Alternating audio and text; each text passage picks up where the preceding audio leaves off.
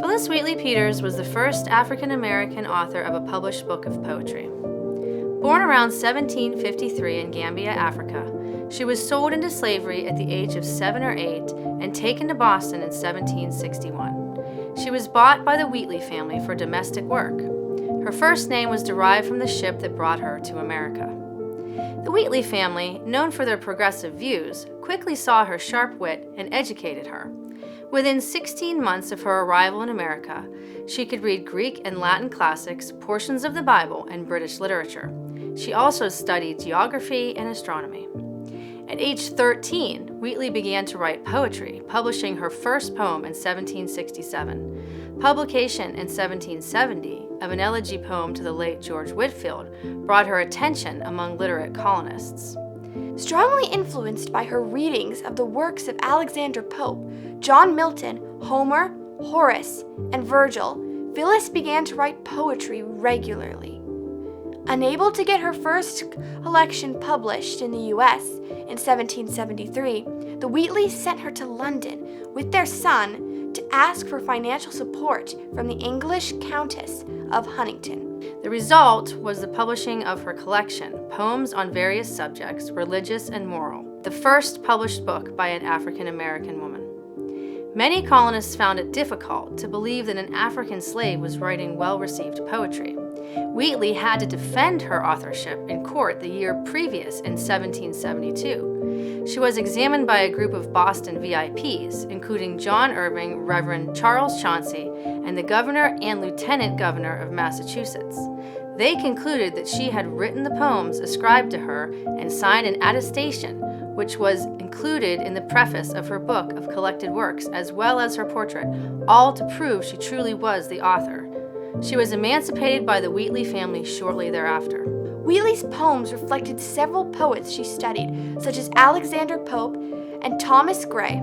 Christianity, classicism, elegies, and solar imagery are features of her poems. The Christian themes led Protestants in America and England, enslavers and abolitionists alike, to read her work, the former to convince the enslaving population to convert, the latter as further proof of the intellectual abilities of people of color. Although she supported the Patriots during the American Revolution, Wheatley's opposition to slavery only grew. She wrote several letters to ministers and others on liberty and freedom. Biblical themes ran through her poems and letters, and were used often to highlight the evils of slavery in language her Christian readers would understand. In 1775, she sent a copy of a poem entitled "To His Excellency George Washington" to the then military general. The following year, Washington invited Wheatley to visit him at his headquarters in Cambridge, Massachusetts, which she did in March 1776. Thomas Paine republished the poem in the Pennsylvania Gazette in April of 1776. Her success with Washington aside, she believed that slavery was the issue that prevented the colonists from achieving a truly moral government. In 1778, Wheatley married John Peters, a free black man from Boston, with whom she had 3 children, none of which survived. Efforts to publish a second book of poems failed. Later on, her husband was incarcerated for debt, so to support her family, she worked as a scullery maid while continuing to write poetry. Uncared for and alone, Phillis Wheatley died on December 5, 1784, due to complications from childbirth, her 3rd child dying soon after. In addition to her significant contributions to early American literature, Wheatley's work smashed the accepted racist narrative of the day.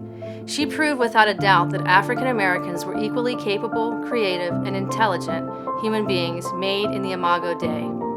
This helped the cause of the abolition movement and eventually the women's suffrage movement. Phillis Wheatley has been immortalized by her own works in collections, sculptures, buildings with her namesake, hiking trails, and more. To find out more about Phillis Wheatley Peters and to do a deep dive into Black U.S. history, check out the link below for Crash Course Black American History, as they do amazing work we think you might like. See you next week.